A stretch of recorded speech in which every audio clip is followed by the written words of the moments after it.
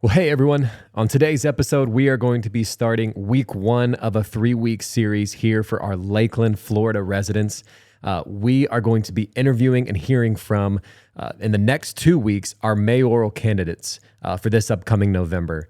Both Cedric and Sarah are incredible people. The cool thing that you'll hear in both of these episodes in the next 2 weeks are they're the type of people that you want representing your city. Both have unique backgrounds and experiences, and I'm excited for you to hear them. But this week, we had the honor of listening to a rerun episode from last year, but of our current mayor, Mayor Bill Mutz. So if you're listening to this episode and you hear some stuff that kind of is from a year ago, talking about an election and all this sort of stuff, that's the reason why. But it's an incredible conversation. As a resident here of Lakeland, Florida, man, I feel blessed to have known and been under Mayor Bill Mutz's leadership over the last 8 years. I think it's been a huge impact for our city. Maybe you feel the same way, maybe you don't, but incredible person. I would tune in and listen to this as kind of a precursor for the next 2 weeks as we really dive into the conversations there with Cedric and with Sarah. And hopefully this serves as a great resource for everybody listening that lives within this city and may be voting here in November, as an opportunity to really get to know the person behind the name you'll see on the ballot. I know I've felt that way a number of times voting for local elections. So I just get there and I see 2 names that I have zero idea of who they are. And my hope would be that you would get there and you know a little bit more about the people that you're voting for. Again, both incredible people with big hearts for our city. So this week, as we head into episode 47, let's hear from Mayor Bill Mutz.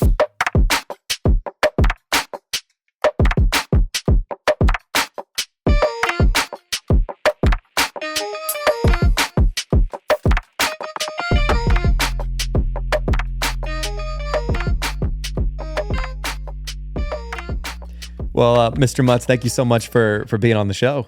I appreciate it. Is it okay, Mr. Mutz, or what should I call you? No, you call me Bill. Okay, yeah, Bill. I appreciate it. Yeah. Well, thank you so much for taking some time to chat with me today. Like I obviously known you for a while too, and for what you've been doing, just both personally through our church, but also like just in your role as the mayor here in Lakeland. Tell me a little bit about your experiences as mayor in Lakeland. How long have you been doing that for? 7 years now, and I have my 8th year coming up next year in 2025. Yeah. I've really enjoyed every minute of it. That's awesome. So 2 terms, right? That's two terms. Yeah. I could run a 3rd term, but I'm opting not to do so, just really for grandchildren time. I'm actually, I don't know if I know this piece of like local politics. Is that kind of the norm across like America? Is like you can just do as many terms, but they're typically 4-year terms for a mayor? Typically are 4-year terms, but it varies among municipalities. Some don't have term limits, some do. Term limits are healthy, and the way we work in our city is a combination of terms for both commission and mayor. And so because I have never had a commissioner stint, I could actually run for 3 terms as mayor. But if typically there'd be somebody who had been a commissioner for 4 years and they'd only have 2 terms they could run for mayor. Gotcha. So there is at some point like a cutoff within Lakeland. Yes. But some don't have that. That's just correct. forever and however long that person stays correct. in. I'm a term limit fan Yeah. for lots of reasons. I think you can get velocitized. I think people can plateau and not recognize it. People can become comfortable in something that they're doing and quit being as formative in their decision-making and creativity. And so I think it's healthy to allow younger minds and energy to engage, and you can take the place of some of that, and there's a negative delta in the process. Yeah. I'm actually curious just on that, like for kind of building up the next like generations of mayors in a city like this. Do you think it's, because I know your experience was a little bit different, so we can touch on that too, but do you think it's necessary for them to have some sort of political experience, or is it just more so like community-based? What do you think? I'm thinking community-based is plenty.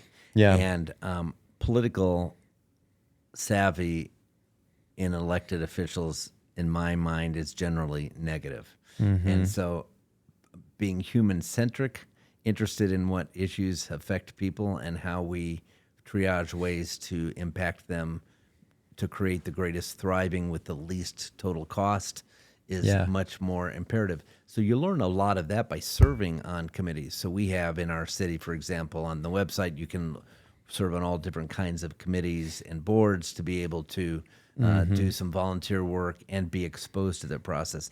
And I really, without ever recognizing it was happening, did that getting involved in our CRA, which is our Community Redevelopment Authority that helps to improve blighted areas when they first began. Yeah. And so that was my exposure to the city and to lots of its processes and to the city staff. Yeah, you mentioned that like a lot of people now probably prefer someone who doesn't have a past in politics. Do you think that, I don't know. I mean, you've been through more elections in your lifetime than I have in mine. And I feel like there was once a time where politicians were great. Like you wanted the politician in office, and it feels like maybe over the past decade or so, people have shifted away from that. Do you think that's true? Oh, I think it's true because there's so much cynicism towards institutions. Sure. Yeah. And in terms of solving problems. And this is the most bizarre political election year of my lifetime in watching what we're doing at the presidential level. And I think about the reason people are cynical is because they're aligning themselves with this as being normal when in fact it hasn't been. And people who are less politically motivated tend to not worry about what is going to please everyone, because you never will anyway. Yeah. But rather what is going to create the greatest benefit and impact given the circumstances we're in. Yeah, it is such like a unique political climate that we're in. And obviously like we'll talk about that on the show, being like your role and everything. I feel like something that I've been really passionate about lately when it comes to politics is just the reporting of it all. I feel like, and I've chatted with this actually with someone else who was on the show recently, it just feels like you can't get an accurate news report anymore. Like I watch stuff that like I saw, like, you know, I saw a debate happen like a few weeks ago, and then I see a report on it, and it's just like, it feels like someone's trying to convince me that I didn't see what I saw. And that's the unique thing too, because I, like you said, there's a lot of people out there that I feel like are probably less politically motivated to like get involved. And so it's just what news source or what article do they read? You're absolutely right. And so what happens is, you know, you have to take the spectrum of Fox News to MSNBC and listen between those. And I think it's important to listen to both, by the way, because it gives you other people's perspectives that may not be aligned as your own. But it is incredible. Our forefathers did not realize there were going to be 4 branches of government. Yeah. We have 3 branches of government that the Constitution covers well. They never did media. And media's absence of having any accountability, real control, and accuracy like it used to be when Walter Cronkites were much more responsible and didn't weigh in with their opinions but reported what occurred. Yeah. Then we really have another whole integration of hearing noise that isn't necessarily true. And there's irresponsible, absolutely lying media reports today. Yeah. And it's tough because I do believe, like, I have political opinions, but I believe that it happens on both sides. Sure does. Like, and I'm actually curious if there's a point in our society where people start to realize it more and more. I feel like I've gotten to that point where even for things that I believe in, I read an article, I'm like, okay, this isn't telling the whole story. Like, it's kind of clear now. Right. I actually read an article today, and I'll leave out some of the specifics, but it painted 2 comparisons of 2 different candidates. And it said one was 7 out of 10, and then the other person had 53%. And I'm like, okay, well, so why didn't you just say 70% versus 53% of voters? You know what I mean? Right, like, exactly. It's because one sounds bigger than the other, right? Right. Posturing is never a place to win. Yeah. And so authenticity, transparency are the candidates you want to vote for when you have the opportunity to have those candidates before you. Local elections probably today are much more important and certainly influential immediately in your own lifestyle than even state and federal elections. But you have to have all of them. Yeah. And you have to have people who want to run and represent them. And you have to have, and ideally, you want people of character. Right. Well, let's talk. I want to get back to some of this too, but I want to talk a little bit about your political experience. Was this something that was always on the radar for you? Do you feel like you thought, hey, someday I'll run for local office, or it just kind of happened? Yeah, no, it was never on my radar. It was always, it's been on my radar throughout my life to want to help. I'm a 2 on an Enneagram, so it's, it folds out of me. Sure, yeah. And so the desire to be able to serve is kind of an autopilot for me. But that's a helicopter. Can you hear it? Yeah, I can hear it. Yeah, that's right. Let's see if it caught it up. Yeah, they're trying it's to close. cover. They're trying to cover your. They're trying to find us. Your podcast. Anyway, the opportunity that we have to be able to. I lost my train of thought. Sorry.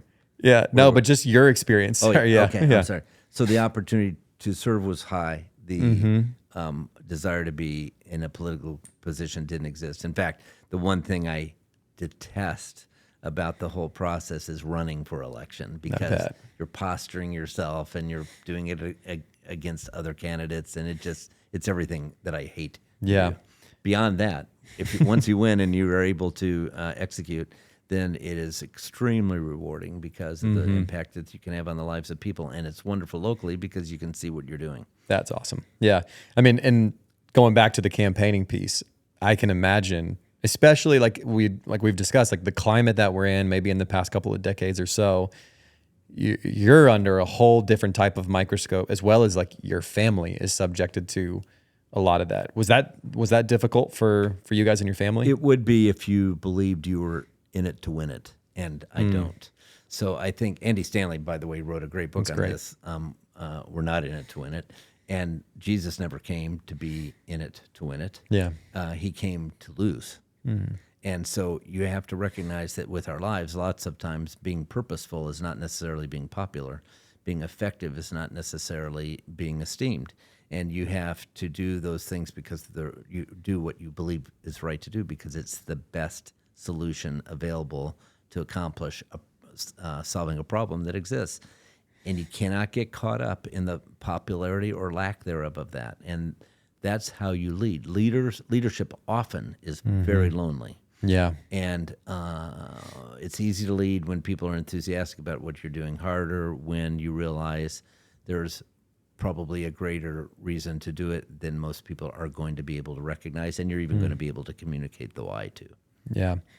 What you're saying too, is you've got to be able to ignore the comment section. You got to be able to ignore what maybe people are saying, as long as you believe in what you're doing and why you're doing it. Correct. It can give you that narrow focus, right? Right. And that's why having core values is so critical. I think it's easier, frankly, for a Christian, a biblical Christian who really wants to live out the Word of God, to lead politically or be a public servant, because I don't really lead politically, but to be a public servant, because you have values that you are going to support, and you have things that aren't within your ability to support them, and you have to tie that into the civil law that exists that protects every citizen. So the range is that you have to always support laws that have already passed, with values that you have personally, in ways that don't compromise the rights of others, and also reflect grace and compassion to those that you may disagree with their value set, so that they know that they're loved unconditionally, which, by the way, is our number one responsibility as Christians, to love unconditionally. Yeah. I'm actually curious about that. You mentioned that kind of you have to deal with, now that you are mayor and have been mayor, you have to deal with a wide variety of differing opinions and a community a community full of differing opinions. Correct. I'm curious if you've ever had to, because I imagine every politician has maybe had to do this at some point, is either vote for or be okay with something that maybe, no, I'm not necessarily talking about it went against your faith, but just went against what you believed was maybe what you ran on, or what you thought may be ultimately best for the city. because like this may actually this has the most votes, or this like maybe it goes against what you believe, but this actually is best for the city at this moment. Has there ever been a moment like that? Does that make sense? Yes, no, I'd be happy to vote against that idea if I really believe that. And I think it's okay to have we have 7 people on the commission, so it's okay to have a 5-2 vote, and to be one of the 2 or a 6-1, if that is just something you don't believe is right. There's 2 things. One is you don't want to vote on something that you haven't had early input on in the first place, so that is aligned to be what you'd want to vote on to be supportive of. And if it's a policy or an ordinance that's not well cooked, then the time to address it is before that ever gets to the dais, so that you're not making a decision on something. So the majority of our votes should pretty well be votes that are aligned with the large commission opinion, because of the fact we've taken the time beforehand. But secondly, things can go askew because we live in a time and in a society where there are sunshine laws. We cannot communicate with each other ever unless we're on the dais. And so the only time I ever get to know what you think is when you tell me that, and which is why I work to speak last, because I really want to hear where everybody is, so that I can, in my own mind, think about, okay, how do you coalesce a response to this group's opinion and address the things that may not be as fully informed. Our commission can't spend the time on a weekly basis digging into issues and some of the things that the mayor should do and spend his time doing. And so there's a reliance on deeper digs to some degree. But on the other hand, you don't want, as a mayor, be a railroader and to create any sense of the fact, well, if you knew what I knew, then you would not take this position. Sure.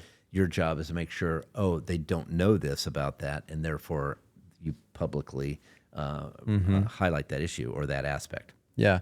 I actually have 2 questions out of that. The first one, I did not know. So the Florida law is that you guys can't have conversations about these topics unless it's sanctioned, I guess. Or 2 days in advance, in terms of public notice that 2 of us or more are going to meet in the room at the same time. Yeah. So the Maddens, for example, Stephanie Madden is one of our commissioners. They're longtime friends of ours.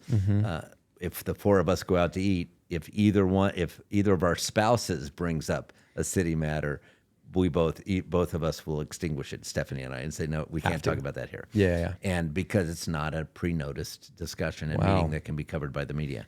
And it's a $10,000 fine per issue per person to not do that. So we just never have it happen. Yeah, it's an expensive mistake.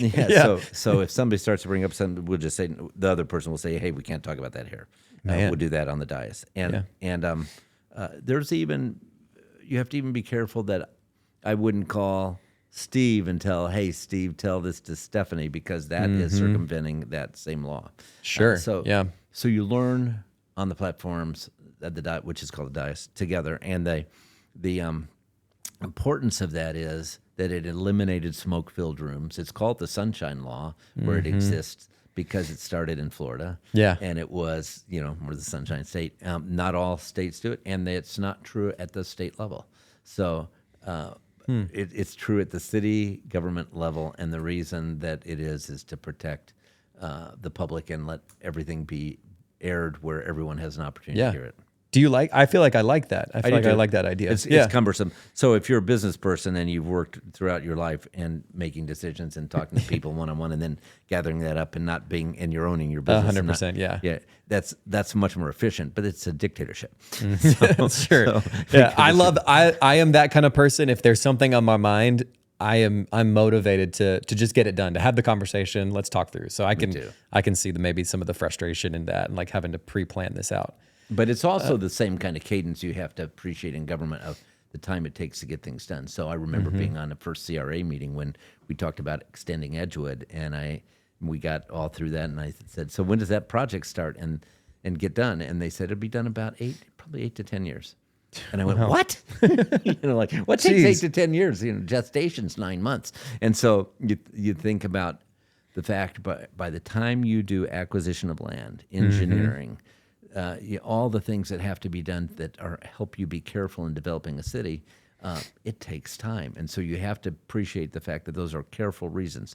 make that process as tight as you can and as quickly as each step as you can have it be. Yeah. But it takes time. Yeah. The other question that I had, like kind of going back a little bit, because you had mentioned, I think you said something like if you knew what I knew. I'd love to hear, and this doesn't have to be exhaustive, because I'm sure I can give you one. I would just love to hear, like, what is like a day in the life of like our mayor, or you know what I mean? What are some of the things that you go through as a mayor? You know, So it's super rewarding because it varies greatly from time to time. So Sure. you're meeting with college presidents, maybe a couple in one day, and you're meeting with citizens who have an issue. You're meeting with your chief of police. The fullness of my days and the opportunity to have it be a cadence that's just normal, to be working with everybody that impacts and touches the city in a pretty significant way, is richly rewarding. And it helps you understand and integrate some of the needs that other people have, and be able to communicate, hey, you may not be aware that we're working on such and such over here, and that will help accomplish what you're wanting to do. We just changed 2 college presidents at the same time here in Lakeland, one at Florida Poly and one at Florida Southern. And both of them incredible people. And we had good presidents. That's not the issue. The 2 new presidential candidates are incredible people with high values, and we have extraordinary times ahead in both of those schools because of what's going to happen through the leadership that is present now. And it's interesting because those are all different chapters. We had a president that did this chapter well because they were excellent at X, and this is a president that brings this next kind of growth to the institution. And so it's just the days are rich. I hardly ever have a day that I don't feel like was rewardingly spent, and there's a lot of times you find yourself mulling. Here's what you can't ever get over once you have been in this position. You can't drive into a city and start looking at their infrastructure and saying, oh, wow, this should not be like this. And you know what it would take $22 million to do that area right over there. That's in your mind now. All the time. I mean, you go, and wow, look at the sewage out of this building. Do you realize what they have to have for lines underneath this to be able to handle that kind of flow? And that's kind of fun. Yeah. And because on the mechanical side, you just realize that you have to grow very intentionally, purposefully, and around the city in very controlled ways. I do remember, this just clicked with me. I love that you spend also a lot of time with like just the average person that like reaches out to you, shoots you an email. Maybe they're upset, or maybe they're really happy about something. Maybe they're upset. I remember you sharing a story, I think this was years ago now, of somebody who did reach out to you really upset, and you actually went to speak with them, right? Or you did something for them. Can you share that with us? Or Well, I think sometimes people assume that the absolute worst. Yeah. And they think you don't care. And we had this was a story of somebody really upset about the way we're taking care of their streets. They lived on a street that is a private street. The private street signs are white. The green signs are city streets. Right. And so I knew that this was a private street and talked to them about it. They were a tenant in their home, so they had not recognized this. And so we went, and I said, look, you've got these severe potholes.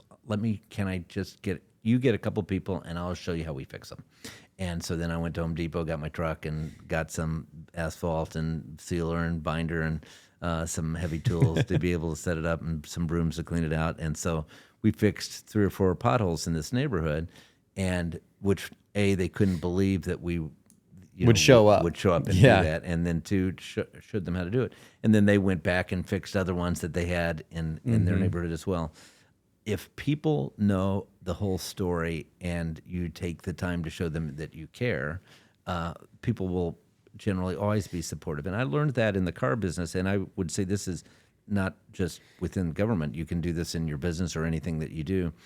As a car dealer, if I got a customer that was mad about something, I'm the scum of the earth because I'm the dealer. Yeah. And so I would ask our desk, if that happens, I want that person in our office because I want to debrief. I want to make lemonade out of lemons. Yeah. And the way you do that is I'd take a long yellow legal pad, and they'd sit down, and you could just feel the tension in the room. And I'd draw a little smiley face circle at the bottom of the legal pad, and I'd say, this is how we're going to end this discussion. And what I'd love for you to do is tell me everything we've done wrong that has made it this so upset for you? And so I just write it down, whatever they said, and what else? And I write it down, and what else? And I write it down. And when you list, and when people really believe you care about what they're saying, and that you really want to do something about it, and you say, what would it take for us to rectify this in your mind? What would you like to see happen now? Yeah. They're reasonable. People are reasonable in what they request. And our job is not to assume everybody should be siloed at the opposite end, but rather that we can always find room in the middle to solve problems. Yeah. And you also have no idea what that person went through that morning or the day before. There's two, like for my job in particular, there's been two like lines that I've used lately to just diffuse tension, because part of my role is like there's a small aspect of it that's like, customer service in a sense. And I'll get people that are frustrated by their contract or whatever the case may be. And some of the lines that I've just been using, like one of them in particular is like just labeling it, just like, hey, you know what? If I felt like someone was locking me into a contract and this was like hurting my business or whatever, I'd feel the same way. Just like acknowledging, yes, I totally understand that feeling. But then too, if there's another moment where it's like, we just keep butting heads and I'm trying, I just sometimes have said, hey, let me ask you, at what point in this conversation do you feel like I stopped advocating for you? Because that's my goal. That's great. I want to advocate for you. How could I do that better? And I think it just helps people pause. Wonderful. And I know we've gone off maybe a little off track here, but just like it helps people pause to be like, oh, okay. Like I think there's a reality, like it's a pause to say, oh, we're both human. We're both just trying to figure out. And the other thing jobs. you can add to that, if you've made a mistake as an organization, say, I am so sorry I let you down. Now, we don't blame it on anybody else, not another department, not anybody else, but I let you down. And their reaction is, well, you didn't let me down. Well, yes, we did. Yeah. And I'll take full responsibility for it. And I want to make it right. And listen, if people do that, then they just calm down. People assume you don't care. People assume you aren't listening, and people are cynical, generally speaking, of anything institutional. So it's not a surprise that we put on compassionate glasses that they don't believe we really ever have any ownership over. Yeah. And they need the time to be able to absorb that we really do. Mm-hmm. And you also, I mean, in reality too, and this is something you've mentioned a couple times like tonight, is this is also a part of our faith, right? Like yes. You're not just a mayor, and then outside of that, you're also like a Christian. Like this impacts everything that you do.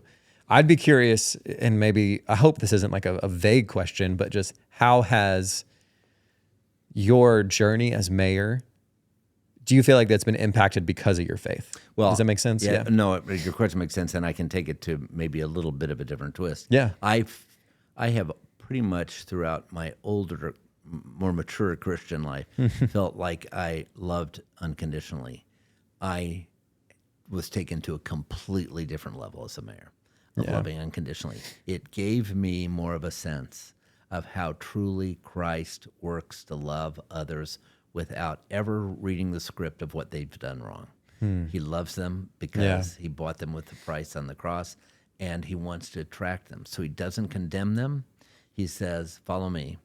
So what does that mean? That means we've got to put on unconditional love and a listening ear and a compassionate heart in a way that people go, oh, this person cares enough that I'll support whatever it is that they're doing, or the thrust that they're trying to certainly emphasize and move in that direction.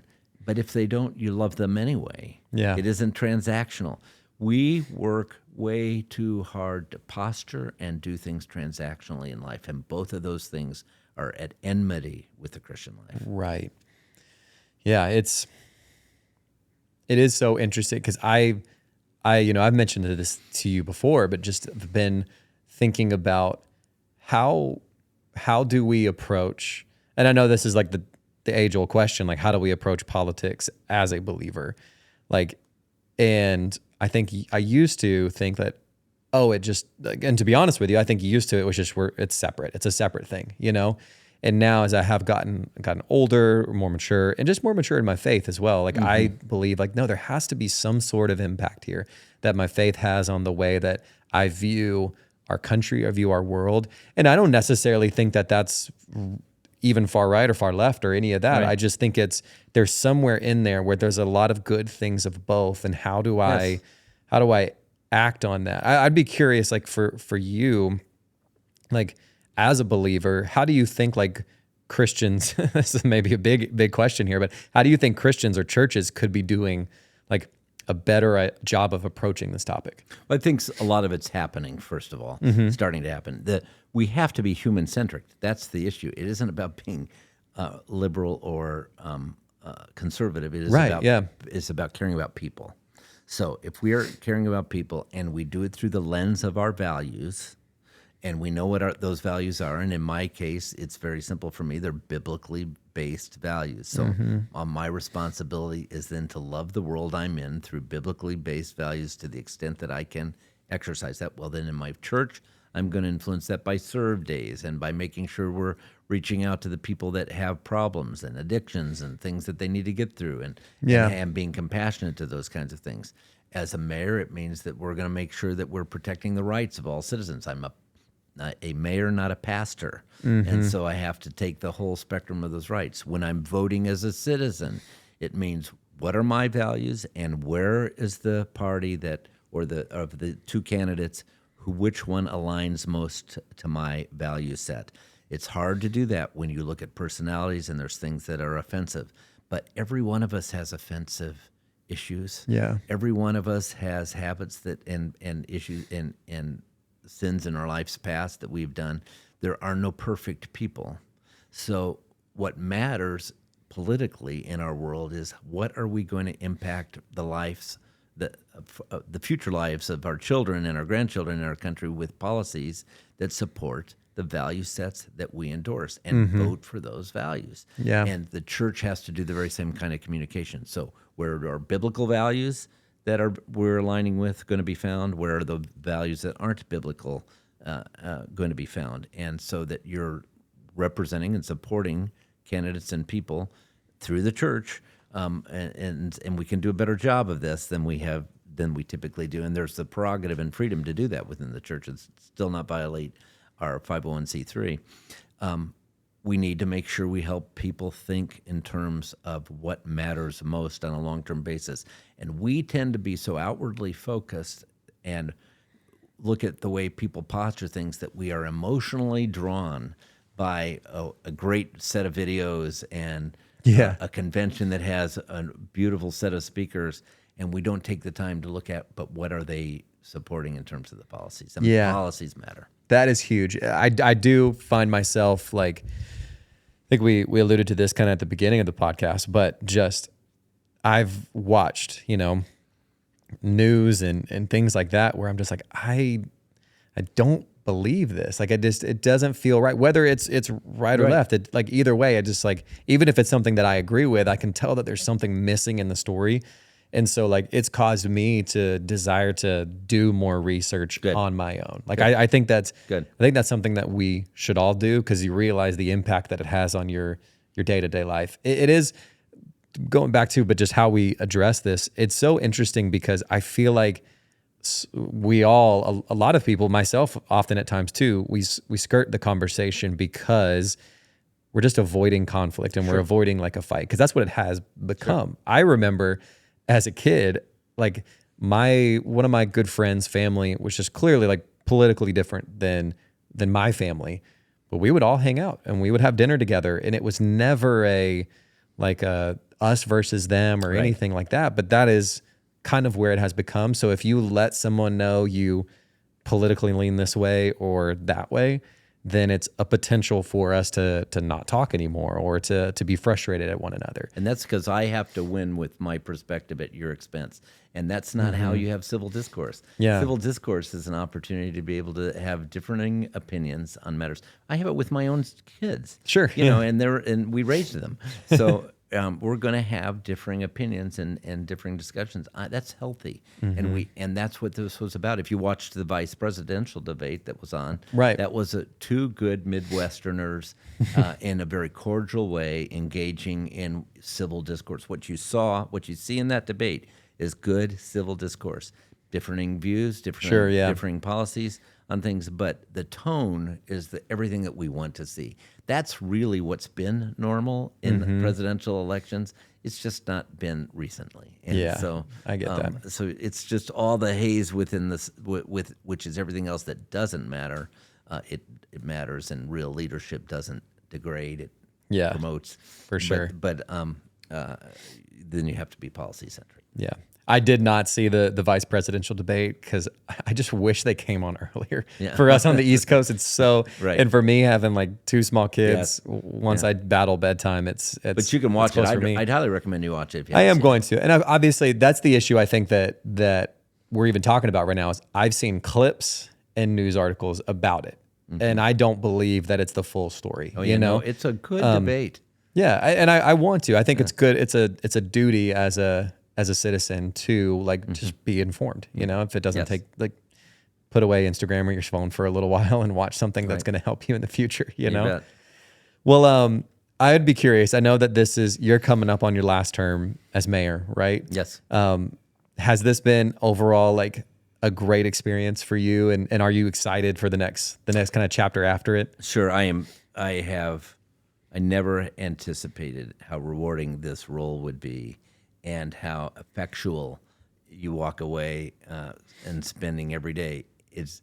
I think what will be difficult is, and my wife Pam worries about this a little bit, like what's going to happen when you don't do what you're doing every day, right? You know, and I'll be fine. And there's different chapters in life, and I think you have to work through them. It doesn't mean you cease to be purposeful. You just are going to find ways to do it differently. But primarily, it frees up time allocation. Because to do the mayor's job of this city, because of our fast growth rate, this is a 50+ hour a week job. And in the old days, this was a maybe 20 hour a week, you know, and you worked and you could do something else part time. It's hard to do that today because you just have to be so full on. And it's not only what you do and that's seen and visible, it's the things that get avoided because you were present and you heard conversations that you go, whoa, whoa, whoa, whoa, whoa. That's not something we want to do because of XYZ. And here's a way we could avoid that being a problem. And in the past, I've had this experience. And so that's why life experience matters, integrity matters, and you just want to make sure that you're thinking about who are we putting in positions when we vote to be able to help make those kinds of decisions, because they make a huge difference in how money gets spent. And you just don't want to be cynical and think, it doesn't matter, it's all corrupt anyway. I'm not going to spend any time voting, you know, yada, yada, yada. Well, I feel like your personality type, you mentioned that too, like a 2 on the Enneagram, your ultimate goal, your desire is to help people. Right. And I feel like that's the perfect kind of person you'd want in your like elected official, you know? Well, when you're a 2 though, you think everybody is. And so you don't think everybody wants to help you back. All the help. And you realize, how come they don't do that? Well, because you're wired differently. And that's okay too. And God created a spectrum of personalities for reasons. We need people with a whole range of different disciplines to be able to make a team. And you want disparate voices in the room. You want people that are questioning things. I want citizens who don't understand. Met with a guy yesterday for an hour and a half who, when he came to the room, was hot about lots of issues, and we left friends, and we hadn't known each other. That's awesome. And it's just spending time together and sharing perspectives. There's more than 2 sides to a story. There's 5 or 6 sides to lots of problems and issues, and you've got to take the time to find out what else can there be that we need to address, and what else could be a problem, and what's another unintended consequence over here if we do this, so that we're thinking through that. And that's why voices matter. Yeah. Well, I mean, I've been observing you as the mayor for years, and obviously knowing you and your family before that. I think it's just been incredible, like watching, like, I don't know of anybody personally, and I hope there's nobody out there that could say a bad thing about you or your family. One of your sons actually recorded a show, so that'll come out maybe soon too. Michael talking about real estate. So he might say something. There you go. Yeah, no, he was positive though. But no, I do appreciate, like, you know, what I do feel from you is that what you say on here, like you mean that. And for people that are listening to this that maybe haven't met you, like you are the real deal of someone who cares. It does not shock me that you'd spend an hour and a half with somebody who's overly frustrated at you or just the system or whatever and leave as friends. And so I think you've been the perfect person for Lakeland as a mayor over these past 7, almost 8 years. especially as this city has grown and become what it's become. So I'm very thankful for you for that. Well, thank you. Yeah. And listen, from my standpoint, it's been a privilege to be a public servant. So, well, here's what we always do with this show is, we have one more minute left. Is there anything encouraging that you maybe want to leave us with, or the people listening as we head out? Don't quit being intentional about trying to pursue things that are your dreams. Mm-hmm. Dreams happen because we find a way to jump the hurdles, not because we allow obstacles to get in our way.